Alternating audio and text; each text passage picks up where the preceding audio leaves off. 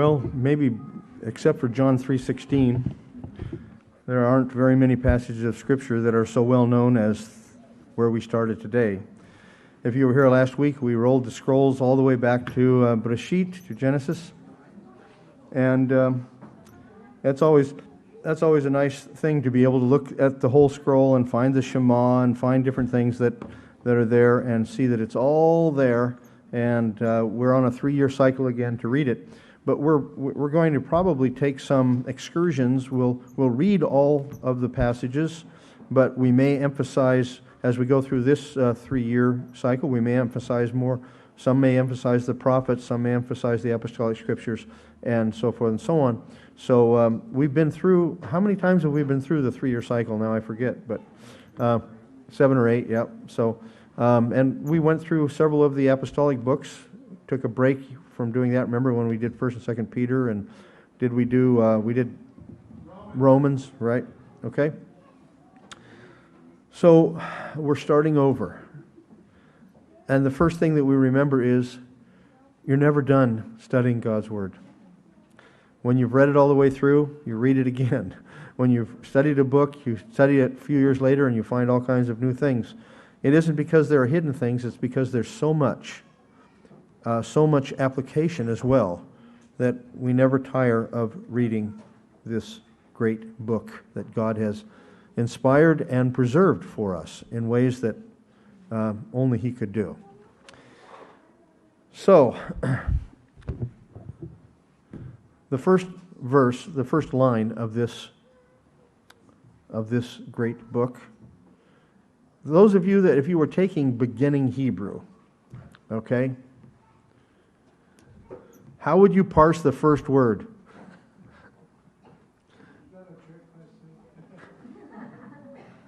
Well, we know that it's from the word rosh, which means head or beginning or top. It can mean the top of a mountain, right? We talk about we use head that way too, right? We say the headwaters of the river, meaning the beginning, right, where it starts.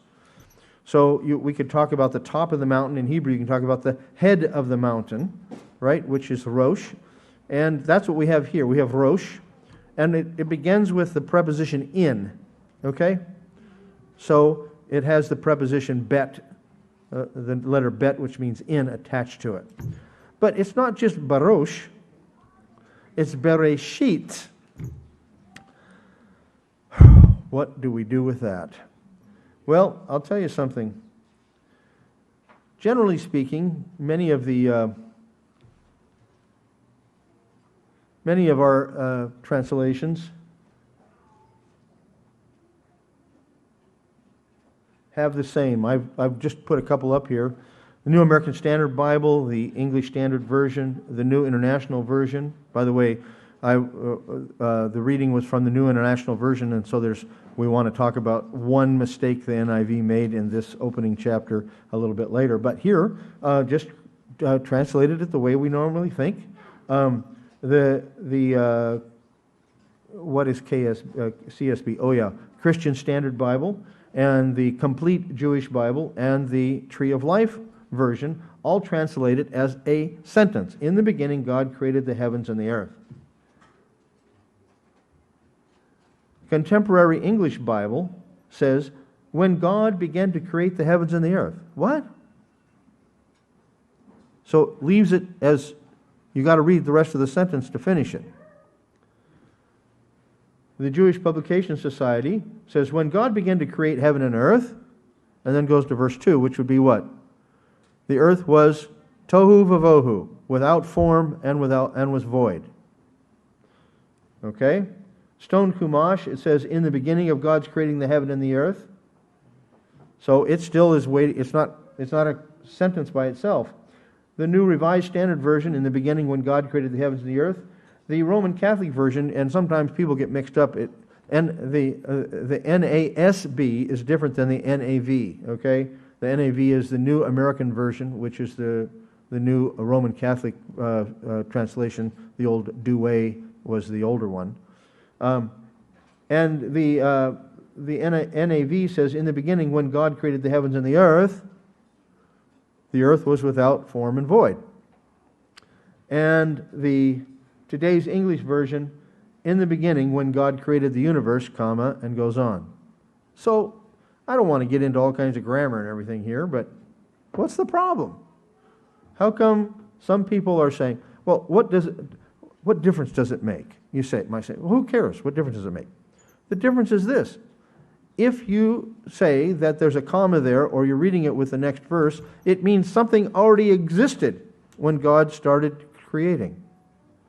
When God started creating the heavens and the earth was already without form and void.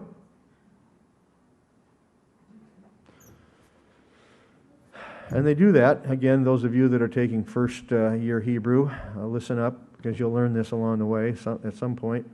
This first word appears as though it is what we call a construct. It's connected, kind of the way we would say it would be of.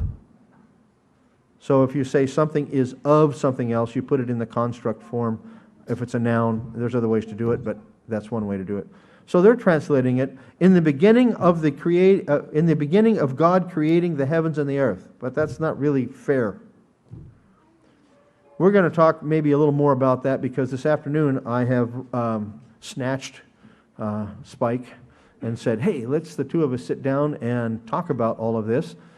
This is a very, very foundational and important chapter for the whole of the Bible. Someone has said, if you believe the first verse of the Bible to be true, everything else is easy. Well, it kind of depends how you understand the first verse of the Bible. What is happening in our culture and our time? Well, it's not just in ours. I mean, ever since the time of Darwin, there was this revolution about you can't trust the Bible. The Bible doesn't tell you the truth, because we know that it couldn't have happened in 6 days. There's not this God who always just said, let it be, and it was. But there's a lot more in this first chapter that all fits together, that our own culture is fighting against, even more than, well, at least in my lifetime, in the last 10, 15 years, maybe 20 years. It's a more strengthened fight and battle against what even some of the founding fathers of our nation believed about the first chapter of Genesis. So there's just two things we want to look at primarily, and then we'll be done and we'll finish off and I really encourage any of you that want to, do you all know what the gap theory is? Yes. You can explain that? Okay. You're ahead of the race. Most people, when you say, do you believe in the gap theory? They go, what's that?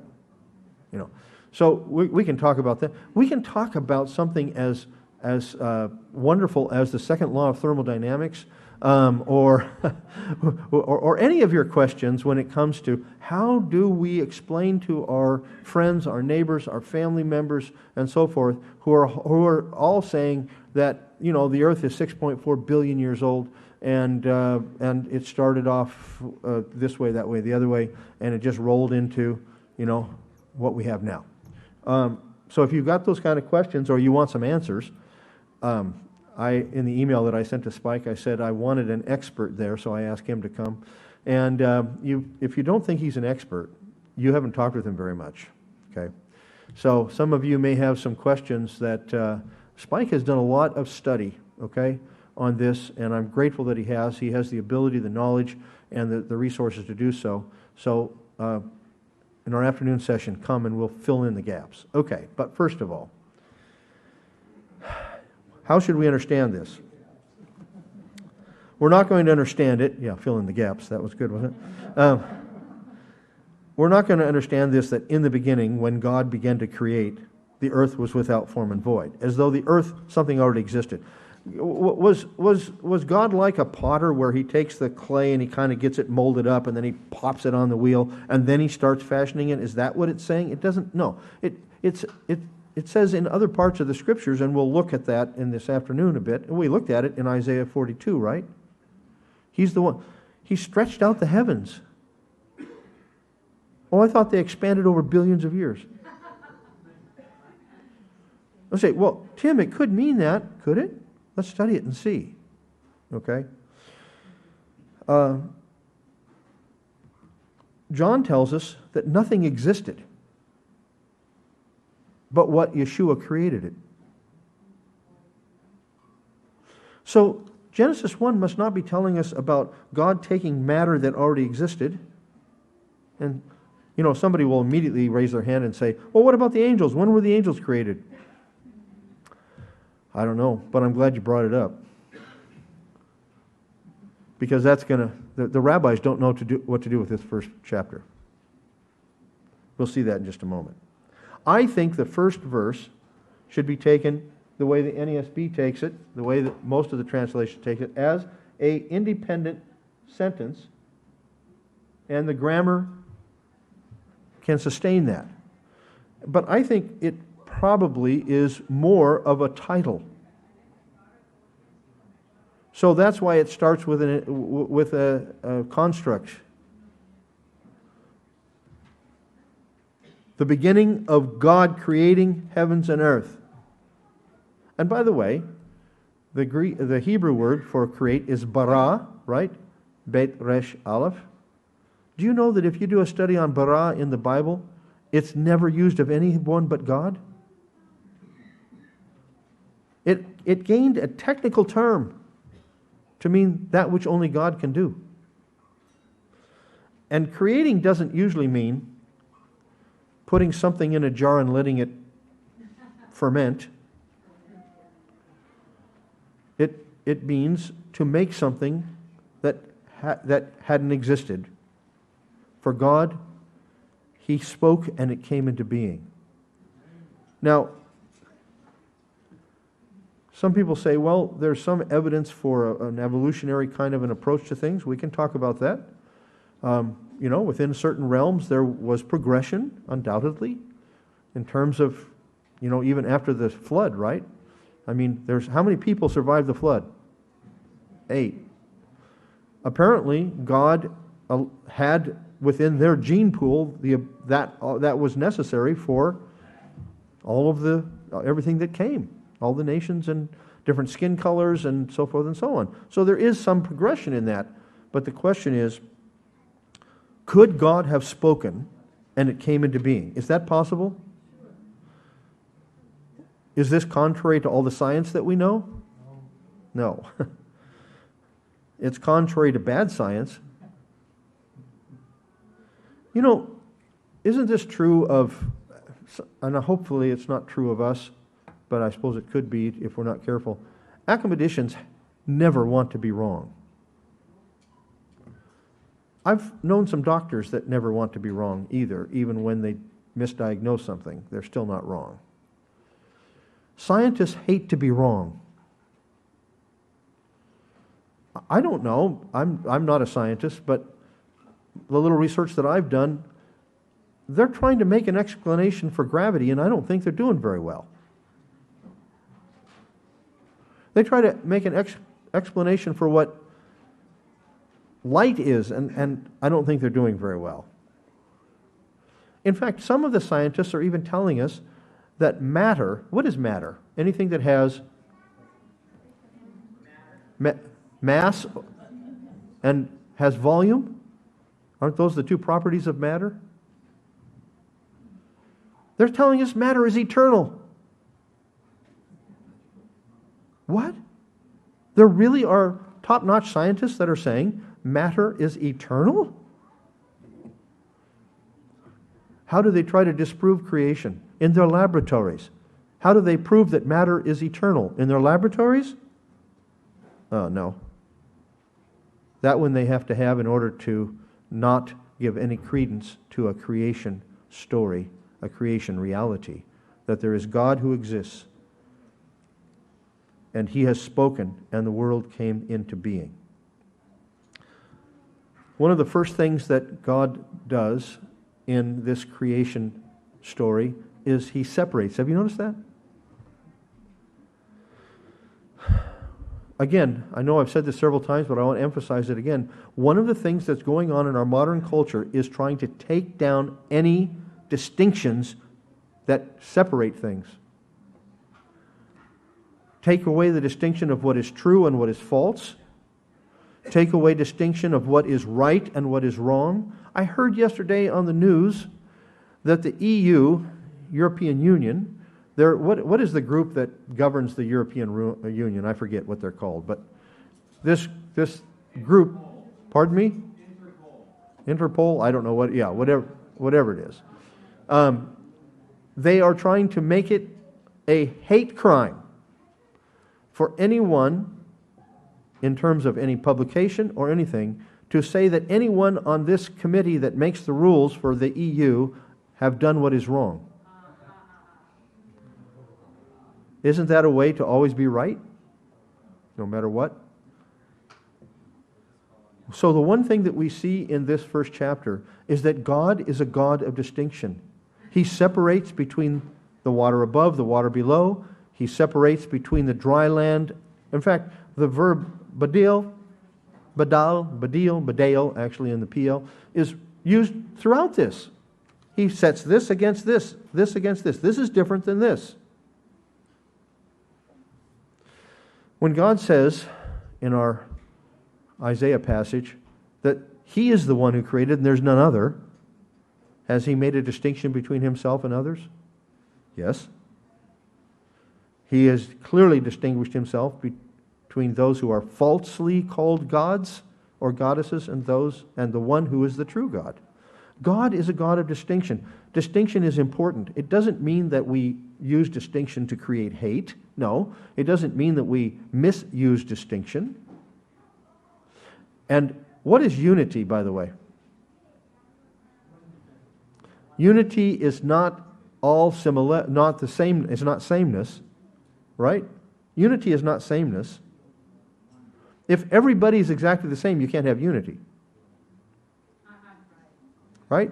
Unity is when you have something that, two things that are differentiated that come together and agree. We have that in our text too today. Because I heard somewhere that women are from Venus and men are from Mars. How different could that be, right? Is it true that men and women are different? I was in a used bookstore one day and I almost bought this book, but I wasn't going to pay the $4.50 that they wanted for it. $4.50. It was a book on the shelf, and the title was Everything I Know About Women, and it had an author on it. I thought that ought to be interesting, and I opened it up and it's a blank book.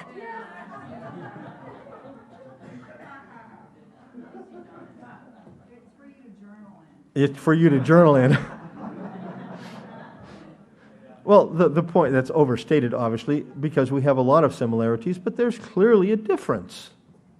Not only in physicality, but in outlook and in abilities and so forth.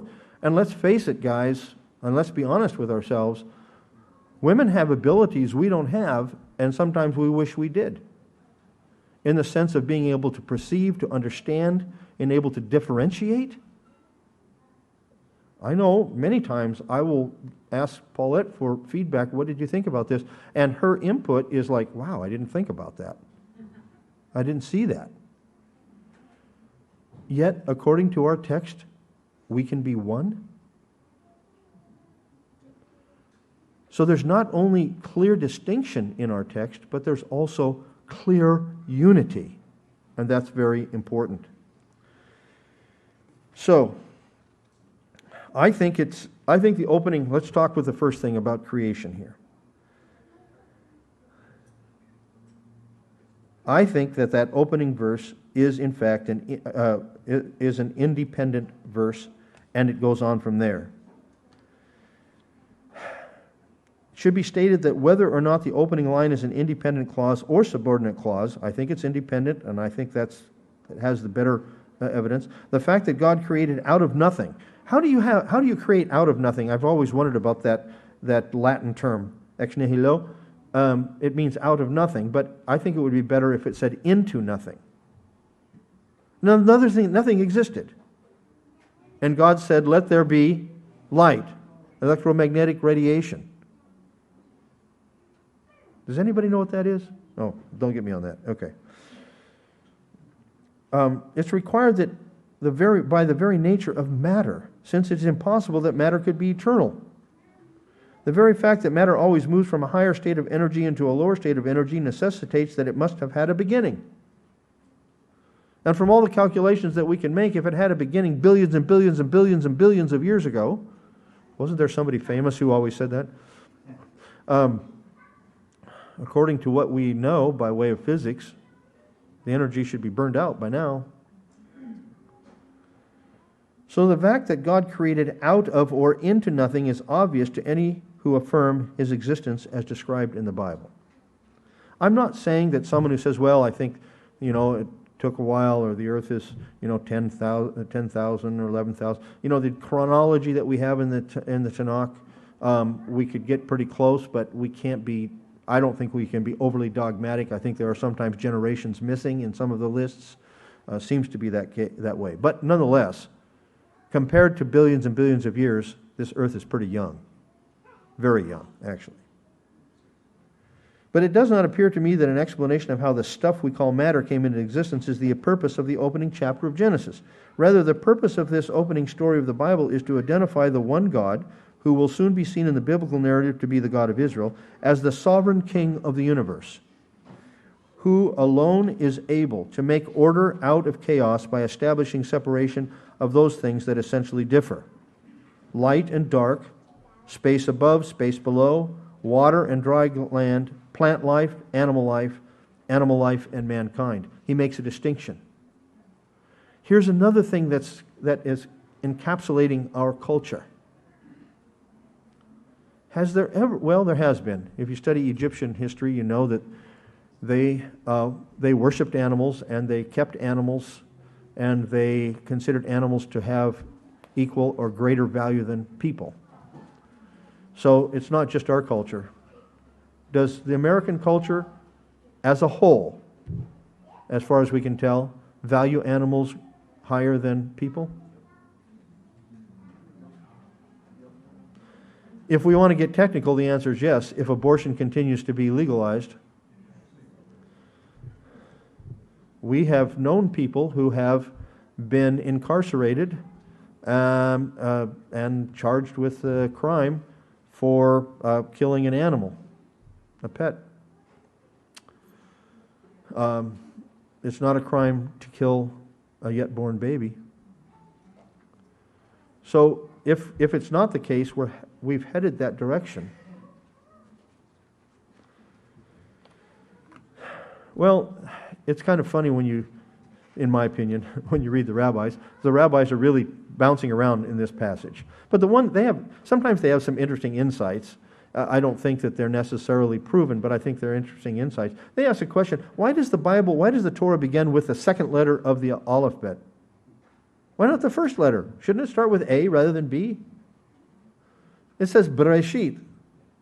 And what's their answer? That God reserved the first letter for the 10 words.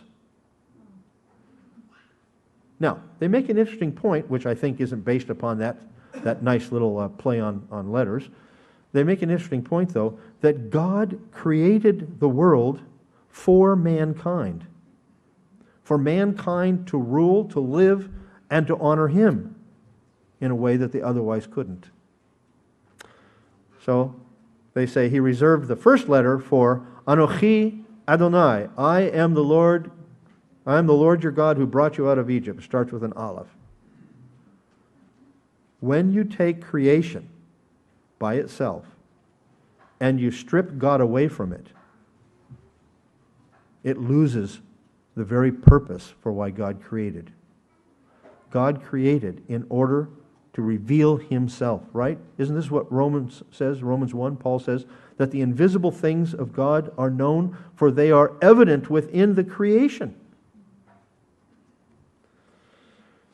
Can we not say, therefore, that all attempts to find another possible explanation for how the universe exists is really an attempt to do away with God?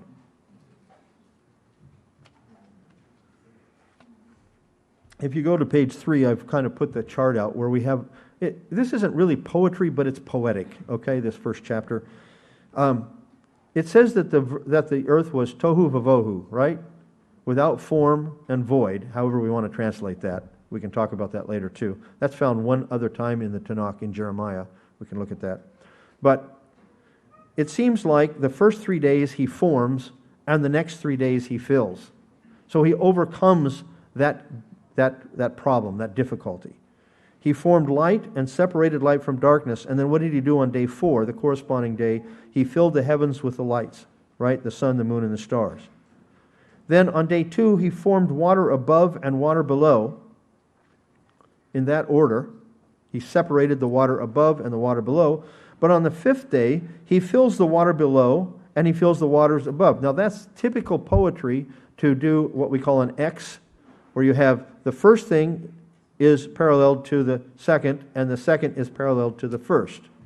That's probably why it's in the middle. It's the middle days, 2 and 5. And you say, well, why would he do that? I think he wrote it that way under the inspiration of the Spirit, being borne along by the Spirit, so we'd remember it better. You know, you probably can remember this chart pretty well. The first 3 days are formed, and the next 3 days are filled. If you're on a TV contest, and they say, what day, of creation, and then you could kind of go through it and say, oh yeah, 1, 2, 3, and then 4, 5, 6 are corresponding. Yeah, okay. Yeah, don't call me, okay? You can. I'll have my Bible open, okay. And then, of course, it's all summarized by Sabbath. By the way, pardon me? Well, he formed and filled, yeah. But that's kind of a carryover because he's making a differentiation between plant life and breathing life. Yeah. But you're right. That's a nice. It's a nice bridge to the next 3 days. Okay, so let's take this away from it. God expects us to differentiate between things that are good, that are bad, to differentiate things the way He has, light and dark, right? Male and female, and so forth. There's nothing wrong with boundaries. In fact, without boundaries, we cannot exist. We can't have life. I dare say that the medical world is not willing to say it doesn't matter what's on the label of your prescription, they're all the same. How many prescriptions have you seen where it says, be careful? Use it this way, don't use it this way, take these many, don't take any more, so forth and so on. And we have all heard stories which are agonizing stories where someone took something that they thought was one medication when in fact it was the other, and it caused them great, great trouble. No, we must differentiate in order to live. There's nothing wrong with that. It is good to make the difference between those things which essentially differ. Okay? Okay, we've got a hand up here if we can get a microphone at some point. So, what does it mean when it says that God rested? What's the word Shabbat mean? To cease, to stop. Right? It means to stop. We'll talk about this a bit more. Did God get tired when it says God rested and was refreshed in the Exodus passage. What does refreshed mean there? I think it means he was joyful. In other words, he looked at it and he saw it was good. He said, this is beautiful. And we can agree with him. We go out in nature and we say, wow. I mean, I was looking this, not recently, but a month ago or so, I was looking at some of the flowers that my wife has so wonderfully planted around our house, and looking at the design of the flower, and you're going, are you kidding me? Every one of them is exactly the same, has the same number of little dots around here, and they're just gorgeous with these colors and everything. You're thinking, wow, how could anybody think that didn't have a designer that really knew what he was doing and was glad by what he saw? He ceased, and he was refreshed in terms of saying, wow, that is good, even very good. Couple of questions I've always had, and I'm not sure there's an answer to the question, but I'm going to ask them anyhow. How can you have a 24-hour period when the heaven and the moon and stars were not created until the fourth day? Okay, where's Mark? Oh, there he is. How do you have 23 hours and 11 minutes or however many missing out of Joshua? Is God the keeper of time? Sure. So when somebody say, well, that couldn't have been a day because there was no moon, no sun, etc., etc. Okay, that's a good question that we'll talk about afterwards, okay, and in our afternoon time. But it simply means that there was a period of time which when the stars, the moon, the sun were created, turned out to be 24 hours. In other words, it's telling us it's not billions of years. It was a period of time in which God set things into order. Sometimes I think about this when we have a couple of older clocks, you know, the kind you have to wind in our. And my wife she's a genius at this because they have to be just the right level or they stop because it's got the pendulum and all that. And okay, keeper of the time. God is able to do that.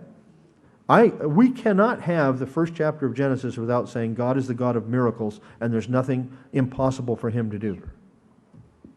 So if people say, well, we want a scientific explanation, guess what? Science can't explain half the stuff.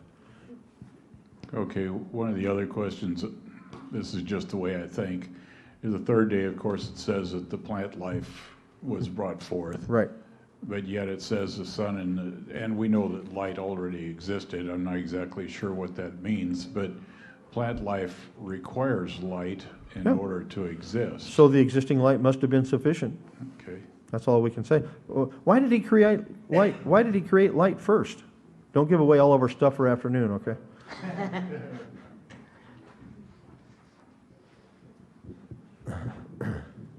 It goes back to E equals MC squared. If you don't have matter and light, you don't have energy. If you don't have energy, nothing can exist. Yes, and even before there was energy, there was knowledge. Yeah. In the beginning, there was knowledge. God's power, right. Amen. You see, people are going to say, oh, you guys are just into religion. Why don't you face the facts? We are facing the facts. Go ahead. The plants being created on the third day is actually an argument against interpreting all of this in the context of millions and longer periods of time, of years. The straightforward explanation is they were created on day 3 and they lasted for a few hours until the sun was created on day 4. They don't need light to survive overnight in the darkness. Right. But if you're going to say each day represents millions of years of time, well, now you have a problem. Plants were on a dark earth for millions of years before the sun was created. Yeah, yeah. As far as the first question, what was the 24 hours measured relevant to? There was light on day 1. Yeah. If the mass of the waters was rotating, and some of it was lit and some of it was not. Yeah. So that constitutes a day. Yeah. Good. According to our understanding. So See what I'm telling you, folks? You got to come and listen this afternoon. All the answers are going to be there. What's interesting too is he looked back at it and said that it was good. It didn't need to be improved. He didn't need to change anything. Nothing needed tweaking. Yeah. It was perfection. Yeah. There's plenty of tweaking up on my house. So we have the Sabbath before it becomes utilized as the sign of the covenant at Sinai.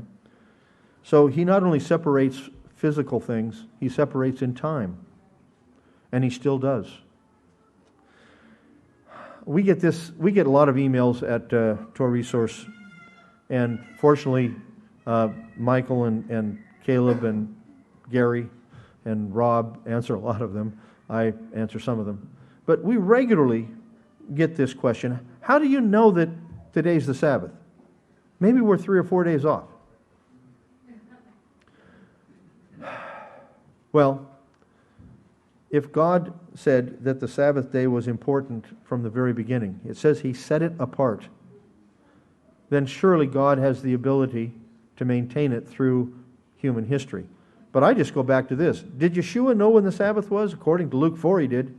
He got back from being tempted in the desert, and it says he went to the synagogue on the Sabbath, as was his custom. Okay? So, if we don't know what the Sabbath, if we think we've lost the Sabbath day, then how much of history that you're being taught in the universities and so forth you can't count on either, because from the time of Yeshua, we have a book that was written and copied and copied and copied. We have early copies of the Gospels from the first century, not complete, but parts of it, and it's copied. We have 3rd and 4th century copies. So apparently, Yeshua knew when the Sabbath was.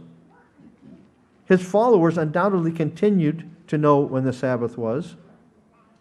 And here we are, and it's been maintained for us by His good providence. So He separates in time. What does this teach us about Sabbath? I'm now on page 4. That there is a rest indeed if one knows God. If someone has a microphone and wants to say something? Oh no, okay. There is a promised place of solitude, of refreshing, of companionship if one knows God, but only if one takes God at His word and strives to pattern one's life after the very God who created. Only then is the gift of the Sabbath enjoyed. For ultimately the Sabbath, like all of the appointed times, points to God's Messiah, Yeshua. In Him we find our rest. We find our ceasing. What have we ceased from?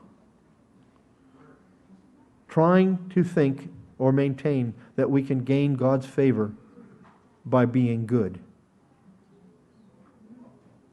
We gain God's favor by His pure grace. And that changes us so that we want to please Him. Our desire to do what is right and do what is good is a response to His love. It's not a down payment for something He owes us. In Him we find our rest, for only in Him is there forgiveness of sins. In all of our striving and all of our efforts, we never can rid ourselves of the penalty of sin, that is, death. But in Yeshua there is life, for by His sacrifice we are redeemed and brought back to Eden, where we can be restored to our creative purpose, friendship with God. This is the other thing that we learn in this opening chapter of the Bible. God is a God who reveals Himself in relationship. That leads us to the second most important thing in this chapter, and there's a lot of important things, but we don't have time to hit them all. And that is that He didn't create the animals in His image. He didn't create the plant life in His image. He created mankind in His image. And isn't it interesting that this most significant part of God's creation is mankind? Yeshua would teach that Sabbath was made for mankind, not mankind for the Sabbath. You mean the Sabbath wasn't made for the plants? No. The Sabbath wasn't made for the animals? No. The Sabbath was made for mankind. So even the Sabbath was not something existing unto itself, but it was blessed and sanctified for the sake of man. So here's where the rabbis don't know what to do. We encounter the plural. Let us make man in our image according to our likeness. Who's the our? What should we make of the plural? Well, I don't want to belabor this. The Septuagint, at any rate, the Septuagint takes it as a plural. The Targums take it as a plural. But the rabbis they didn't know what to do with this. In fact, one rabbi said that there were 2 thrones in heaven, and he took great grief for it. Are there 2 thrones in heaven? Yeah, Daniel 7 tells us so, right? One was seated on the throne, and another throne was set for this one like the Son of Man. So what did the rabbis come up with? When it says, let us make man in our image according to our likeness, God was talking with the angels. Can you believe that? That's really a lame kind of an explanation. I don't think we have wings, do we? Oh, wait, maybe angels don't have wings either. Were we created in God's image or in the image of God and in the angels? No, we're created in God's image. It says that let us make man. What may we say then about the use of plural here from a strictly grammatical standpoint and from the structure of the context itself? First, this is the only place in the Tanakh where the verb attached to Elohim. Now, Elohim is a plural, correct? Grammatically, it's a plural. We call it the plural of majesty. Plurals are sometimes used of the greatest of a set of things. And so when we say Elohim of God, it means the one and only God, the true God. But this is the only time you have Elohim with a plural verb. In fact, there's I forget now, I probably have it in the notes here somewhere. The students come to the rabbi and they say, what are we going to do with this plural? And he says, oh, it just means with the angels. No, he says, oh, well, look closely. In the next verse, it's singular. And they say, yes, but the minim know that it says plural here. What do we do with that? And that's when he comes up with the explanation of the angels. They don't know what to do with it. But here you have Elohim, which is clearly uses singular verbs before, but all of a sudden says, make in our likeness. Yes? I was going to say, by them saying it's the angels, so they're putting angels on the same realm as God, saying that they have the same. They wouldn't put the angels, the question is, are they putting the angels in the same realm of God? No, they're just trying to find a plurality. But Yeah. that's what I'm saying, is they're Yeah. saying, let us Yeah. make man. So Yeah. that means that it's Well, the and they would say that the angels were instrumental in the creation. Yet in the structure of this opening chapter of the Torah, such a phenomenon is very striking. Each of God's actions in the creation narrative is introduced by God said. In each case, except for verses 26 and 29, the verb that immediately follows is let such and such happen. Thus the cohortative let us make breaks the pattern, and in so doing arrests the attention of the reader. Why doesn't God just say, I'm going to make? And God said, let mankind be. Who's he talking with? Let us make man in our image. Whereas in the previous actions of God, the divine initiative is cast in an indirect mode, let there be light. In the creation of mankind, God is seen as directly involved, let us make. It is not as though the previous actions of creating are any less the clear work of the Almighty. It is only that in the creation of mankind, the grammar itself heightens the direct and close involvement of God. In so doing, it alerts the reader to the fact that mankind is the pinnacle of the narrative and that in which all the previous actions of God culminate. Secondly, the fact that the plurals continue in the matter of man being created in God's image is significant. Let us make man in our image according to our likeness. The idea that mankind is created in the image of the ministering angels is far-fetched. It is the image of the invisible God that is mysteriously stamped upon mankind, and this image involves the multiplicity of the Creator himself, our image. This is something that in the Messianic movement people are having trouble with. They don't want to talk about Trinity because they think Trinity is too much a Christianese thing. Well, call it whatever you want. God reveals himself as singularly one, as the only one, and he reveals himself in multiplicity, in plurality. Is it true that God created the heavens and the earth? Is it true that Yeshua created the heavens and the earth? Yeah, that's what Colossians 1 says, which we just read, and John 1 as well. Who did they see when they went up in Exodus 24 to Mount Sinai? He had feet. It said they saw the God of Israel, Elohim. So this multiplicity, while surely implied in the plural verbs and pronouns, is never explained. Unlike the other ancient Near Eastern cosmogonies, which detail the gods who in conflict with each other bring about the creation of mankind and the world in which he lives. You know the old stories from the ancient Near East, right? The gods and goddesses are fighting, and one of the gods gets killed and severed into pieces, and those become the stars, and they become those parts become the planets, and so forth and so on. There's nothing like this in our text. No. The one God, while represented in some plurality, is always and only revealed as one. No other gods exist. The creation of the world and mankind is the sole work of God and none other. Thus, the multiplicity represented in the plural verbs and pronouns is left as an unexplained reality. Indeed, this mystery of the Creator, that he is at once the only God but manifests himself in plurality, is introduced at the beginning of the story. It remains the unexplained mystery throughout the remainder of the story. The more we attempt to unravel the mystery, the more we tangle its intricate designs. But we must ask ourselves what is involved in this matter of the image or likeness of God in mankind.